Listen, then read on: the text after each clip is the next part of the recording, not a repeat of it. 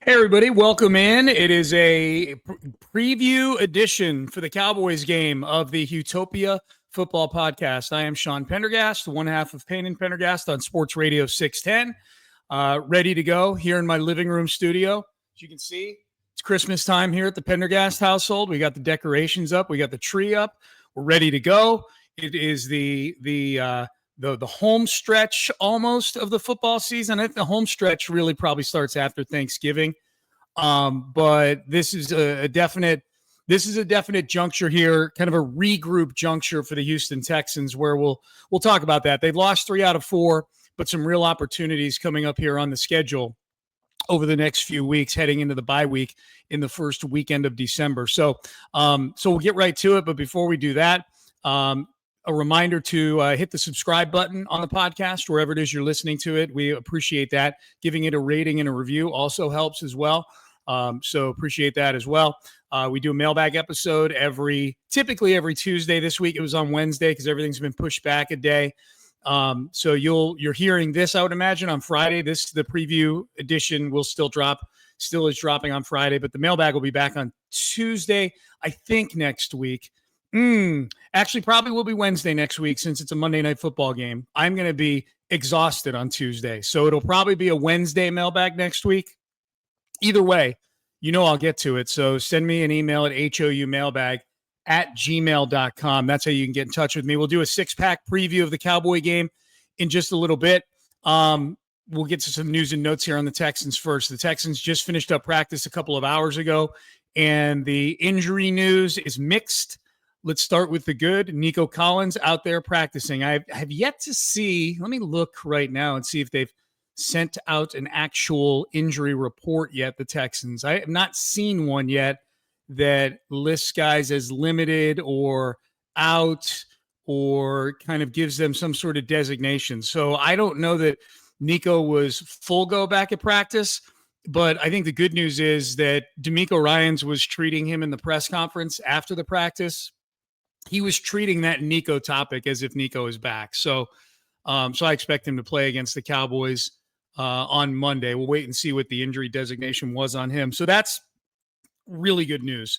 That's one guy they need back really, really badly on the offensive side of the ball. I don't think it cures everything, but I think if you get the version of the Texans offense that you got that included Nico Collins at the beginning of the year, now granted that also had Stephon Diggs in it as well. But let's say you get that level of offense, you can easily win these next 3 games. And then you get the bye week to regroup. You play Miami. The 2 real tests the rest of the year, like the real tests, are those Chiefs and Ravens games in that 4-day period in late December. That's just going to be brutal. But this is a chance now to kind of do what you did at the beginning of the year, which was really beef up the record, when they went 5-1 and 6-2, to kind of give themselves a nice cushion to withstand the blow of what's happened the last couple weeks, which is losing football games and maybe even losing football games you're not supposed to lose.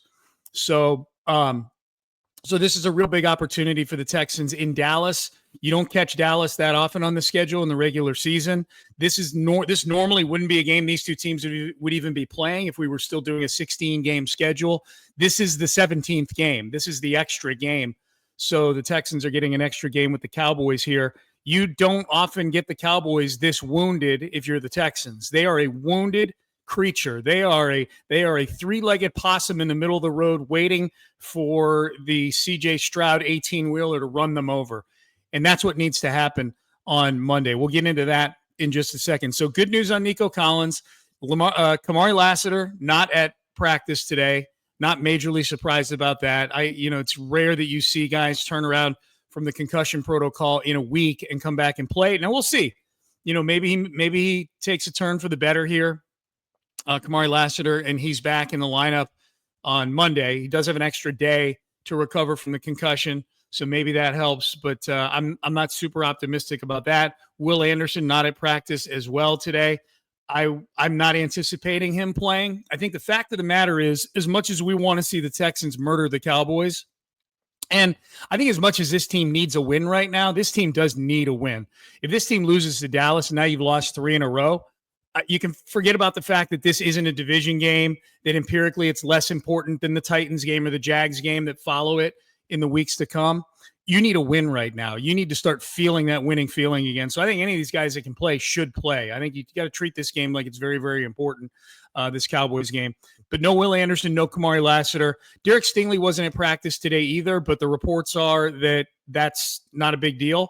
I guess the plan is for him to play on Monday against the Cowboys. So I'm not going to sweat that one too much. But we'll see what happens with Will Anderson and Kamari Lassiter over the next couple of days. So let's get to the pregame 6-pack and give you guys a preview of this game. The Texans are 7.5-point favorites in this game. I was shocked about that when I looked it up yesterday. I looked it up on my phone and the font's real small. I had to squint and make sure I was reading the numbers right. And it's not because I don't think the Texans can beat the Cowboys by multiple touchdowns. I think they're capable of it, but it's a few things. One, you got to be a really good team, I think, to be favored against anybody by 7.5 on the road. And I just don't think the Texans are that level of team right now.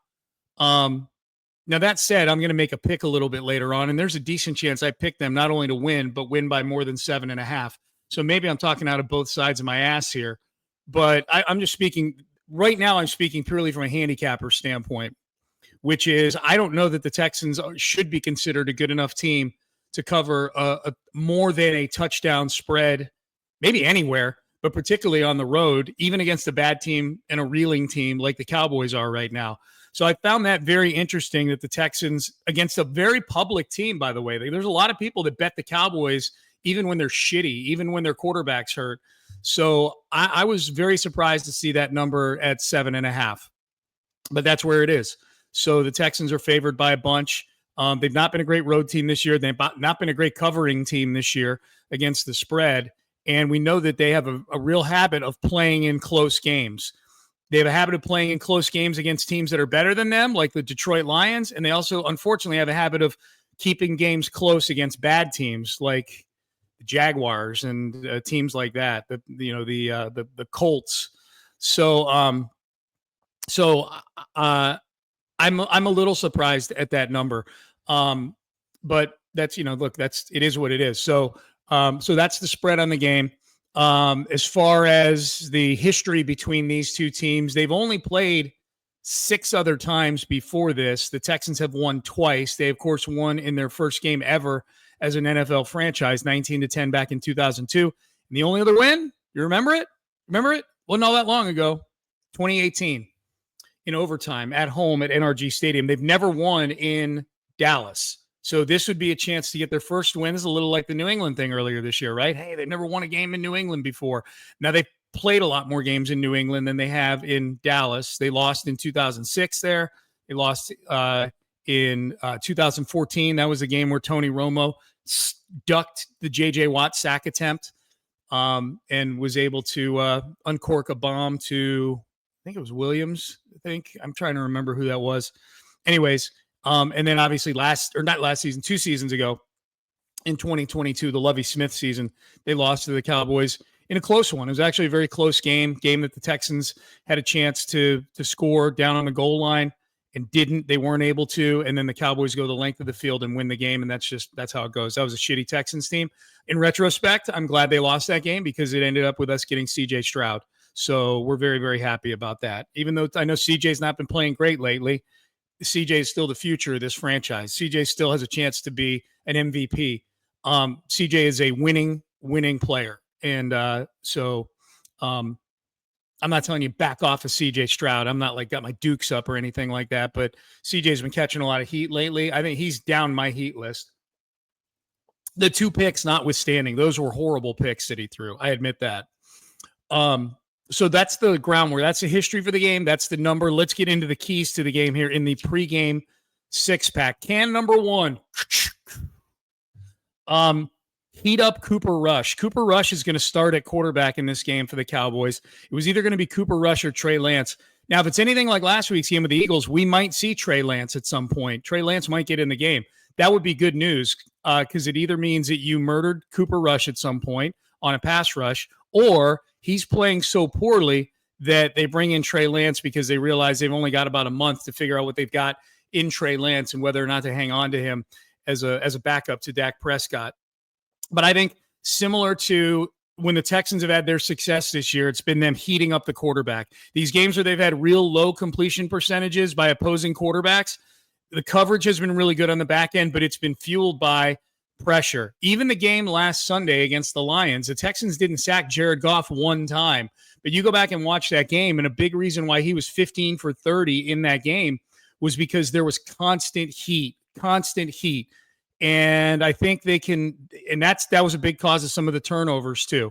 So I don't think they have to win the turnover battle to win this game necessarily. I mean, they can't lose the turnover battle because that would keep this game closer than it needs to be. I don't think it's one of these things where they got to be +3 in the turnover. They were +3 in the turnover last week and they lost. They were +3 in the turnovers against the Packers and they lost. So I'm not here to apply any sort of like ratio, like if they're this, then they'll win. I just know that when this defense has been at its best, it has been when the pass rush is cooking. And no Will Anderson, the blow for that is kind of cushioned in that the fallback is Danico Autry on the other side of Daniil Hunter. And Danico Autry made some plays. The interception by Henry To'oTo'o, that was Danico Autry getting in the backfield and hitting Jared Goff. So I think heating up Cooper Rush, getting a pass rush, making him uncomfortable. I think if you make him uncomfortable and you make it a long day for Cooper Rush, the Texans will win this game. They'll score enough points to win this game. So that's can number 1. Can number 2, we'll keep it on the defense. Smother CeeDee Lamb. There are 2 guys that can win this game for the Cowboys, one on either side of the ball. We'll talk about the other one in a second on defense. But on offense, the only way you lose this game is if CeeDee Lamb goes berserkowitz, if he goes bananas in this game, if you allow him to get 11 catches for 156 yards, if you allow him to have the Amari Cooper game from the Cleveland game last season, he's the only guy that can really, really hurt you in this game. So I think whether it's you bracket him, I would love to see Derek Stingley Jr. and CeeDee Lamb matched up with each other. There's nothing more fun than iron sharpening iron. I love that. Love seeing good on good. So, but that's the key. Bill Belichick always said, or I don't know if he ever said it, but clearly his strategy always was to take away the best thing the other team does. Well, the head of the snake for the Cowboys right now is unquestionably CeeDee Lamb. The Eagles held him to 21 yards receiving last week. They won 34-6. Okay. The Cowboys in this stadium are a shitty football team, and you cannot give them any reason or any feeling of getting up off the mat. They've played in this stadium 4 times this year, and they've been blown out 4 times in that stadium. Look it up. When you look it up, don't look at the Ravens score 28-25 and say, well, Sean, that wasn't a blowout. You said they were all blow. Go watch that game itself. The Cowboys scored 2 meaningless touchdowns to make that game look way closer than it was. They have yet to play a competitive game in that stadium this year. The only way they're competitive offensively is if CeeDee Lamb kills you. So don't let it happen. However it is you need to do that, whether it's Stingley on CeeDee Lamb and then let everybody else do their thing or zone up, or whether you feel like bracketing CeeDee Lamb and just throwing double coverage at him and then double him and then let Stingley go do his thing. I don't know what I'm not the play caller. I'm just saying, like, if you smother him, they ain't scoring points. So that's can number 2 in the 6-pack. Can number 3. Let's flip over to the offensive side of the ball for the Texans. When you get in the red zone, score 7s, not 3s. This is a bad red zone defense. The Cowboys, they're at or near the bottom in red zone defense. I think they're 31st. You got in the red zone a ton last week in the first half against Detroit, but you were coming away with 3. I don't know if they were all in the red zone, but there were too many times where you had chances at touchdowns and you came away with field goals. And then in the second half, you're just settling at the end of the game for a 58-yard field goal because you just can't move the football. You need to destroy this team, and you're not going to destroy them by getting 3s. You go get yourself some fucking 7s, guys. All right? Get yourselves some GD 7s now. I told you to do it. Listen to me, okay? But I think that's a big key in this game is just red zone. Let's get efficient in the offense again. Let's get efficient in the red zone offensively again. Let's understand that this is a bad defense and a really bad red zone defense that you're going against. So that is can number 3. Number 4, Micah. Not Formica, not like the shitty counter alloy that people use in poorly constructed homes. Not Formica. Number 4 can in the 6-pack, Micah Parsons. Know where that asshole is at all times. At all times. He's the only other guy that can wreck this game. There's only 2 guys that can wreck this game for you on the Cowboys side. That's how bad they are right now. CeeDee Lamb on offense, Micah Parsons on defense. They're going to move him all over the place. He just came back from his injury last week. He looked really good. He had a couple of sacks. He's C.J. Stroud's buddy. They've got the little friendly rivalry going. Micah Parsons might be a little feeble-minded. You might be able to get into his head a little bit, CJ, if you talk some trash to him. You never know. But whether it's Laramie Tunsil, my guess is they're going to move him around. So there's nobody on the Texans side of things that I can say this is the matchup. And I would love to watch Laramie and Micah go at it for 60 minutes. I think that would be fun. 60 snaps, however many snaps the Texans have. I think that would be fun as hell. I think it's a good matchup for Laramie. My fear is that they're going to line him up over the interior, kind of like the Texans used to do with Clowney from time to time. They're going to line him up over on the Titus Howard side of things. And we know that if Titus has to block for more than 2 minutes, he just stops and then tries to strip the ball from his quarterback. So Micah, you know where CeeDee Lamb is on the offensive side and where Micah Parsons is, and you make sure they are handled and you're going to win this football game. Those are the only 2 guys that can go win this game for the Dallas Cowboys. On that, I feel strongly.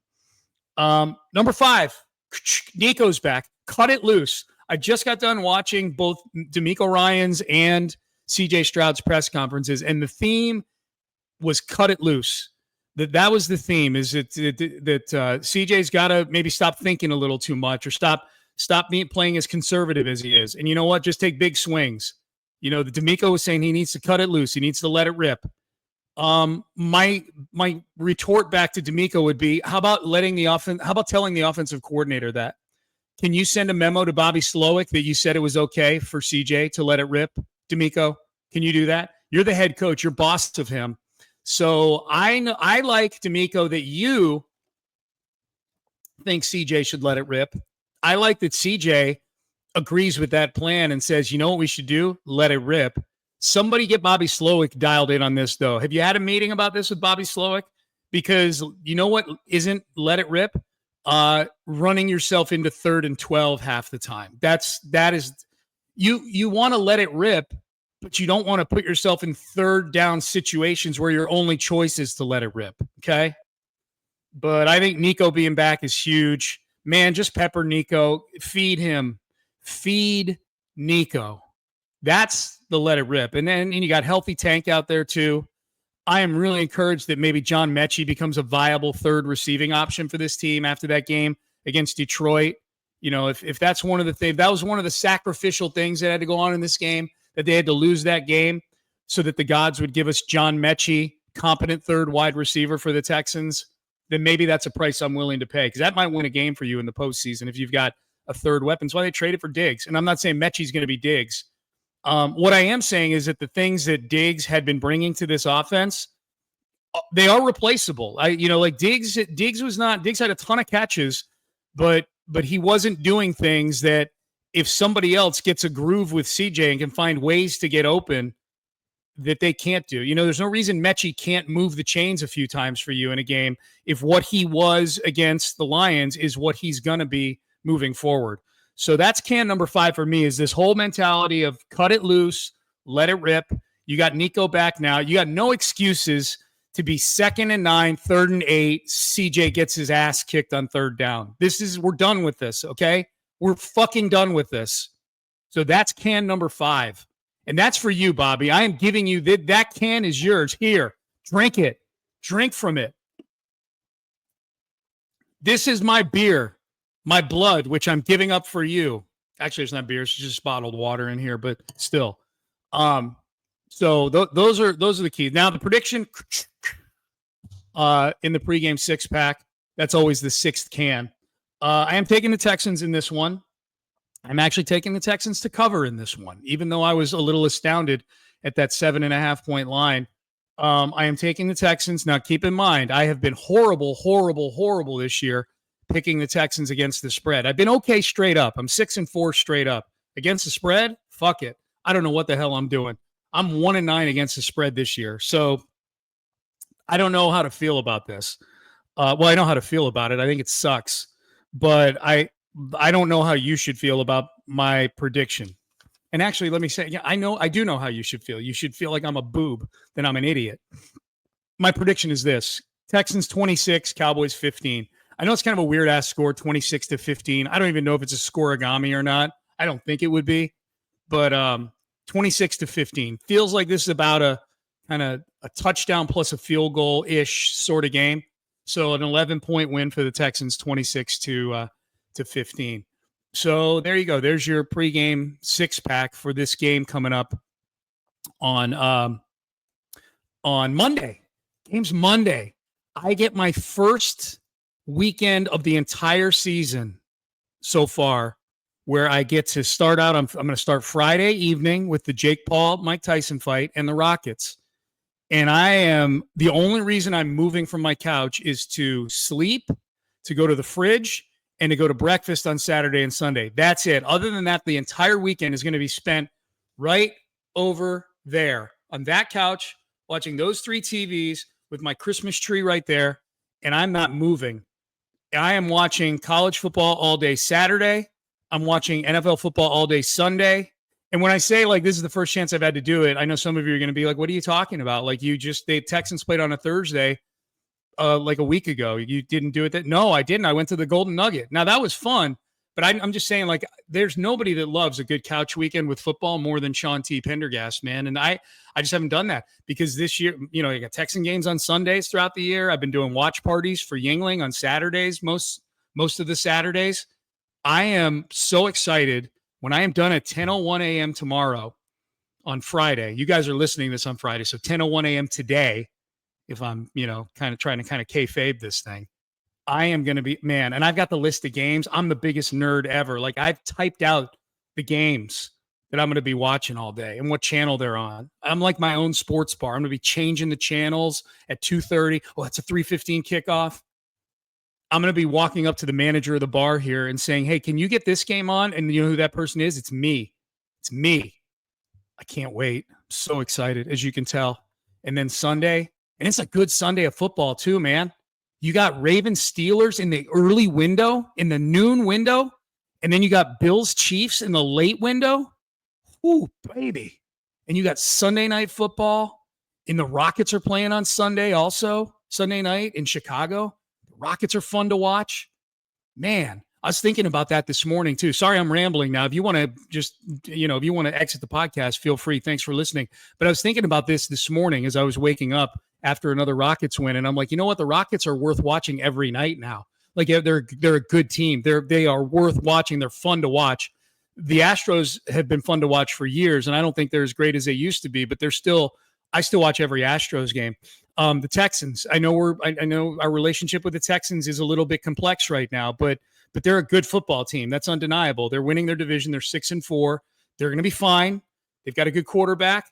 That, if you add it up, 162 plus 82 is 244 plus 17 football games. Call it 20 football games just with the preseason, because I watched the preseason too. That's 264 days where you had, and I know some are going to overlap and you got the same, you know, you got a Rockets and an Astros on the same day, or the Astros play on a Sunday, whatever. But that's like, you know, like, even if you take out the overlaps, like, that's like 220 days where we've got sports talk, and that doesn't even include the postseason. And they make the playoffs. We've got like 250 days of great Houston sports to watch. And that doesn't include college football either. That has not always been the case. So, man, these times are good. I'm just glad you guys find time for me to ramble on this podcast. I am done doing that now. I am finished for the day. I am out. So enjoy the game, everybody, on Monday. There will likely not be a recap episode on Monday just because everything's finishing so late with post-game. By the time I'm done, it's time to do the mailbag. So next episode, you'll get to be a mailbag next week, probably Wednesday of next week. So I want you to enjoy the game. I want to thank Anthony Irwin, my producer. I want to thank all of you for listening. Keep sharing the podcast with people. things are getting good, man. Things are getting fun. It's going to be a fun down the stretch for the Houston Texans, especially after they kick the shit out of the Cowboys on Monday. So until then, I hope you guys have a great weekend. I hope you get to sit around and do nothing and watch football all weekend, just like me. Have a great one. Appreciate you. Good night now.